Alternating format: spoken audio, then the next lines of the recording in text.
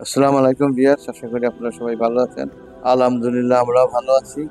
আজ আমি আপনাদের শেয়ার করছি, আমরা গত ভিডিওতে দেখেছেন আমরা মদিনাতে ছিলাম। মদিনা থেকে আমরা মক্কা শহরে যাচ্ছি। এখন আমরা এসেছি মদিনা রেল স্টেশনে। এটি আপনারা জানেন নতুন তারা শুরু করেছে। আমরা স্টেশনে এসেছি। স্টেশনটা খুবই সুন্দর, খুবই পরিষ্কার।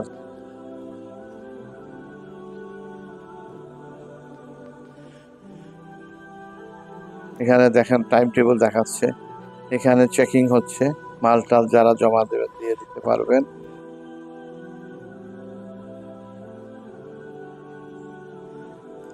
এই যে ট্রেন এসে গেছে, আমরা এখন ট্রেনে উঠে পড়ব।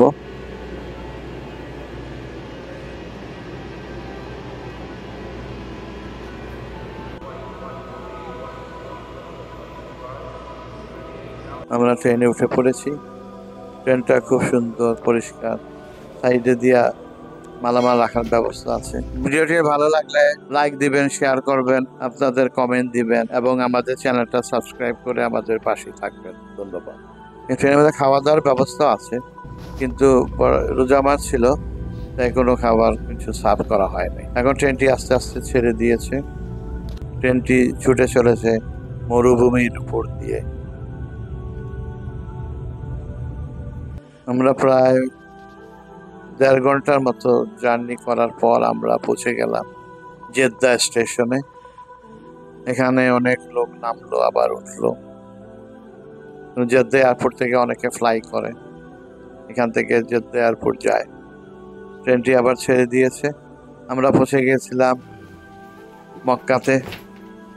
মক্কাতে আমরা হোটেলে চেকিং করে আমরা চলে আসলাম উমরা করার জন্য। আমরা উমরা সম্পন্ন করলাম। তারপরে আমরা করলাম সাফা মারোয়া। আমরা বেশি কিছু দেখাতে পারি নাই। এর পরের দিন আমরা গিয়েছিলাম তোয়াফ করার জন্য, বাট খুব রোদ ছিল, দিন ছিল প্রায় শুক্রবার। তো আমরা কি করলাম, ইলেকট্রিক কার দিয়ে ভিতরে ভিতরে আমরা ইয়ে করলাম, তোয়াফ করলাম, আবার শরীফ প্রদক্ষিণ করলাম।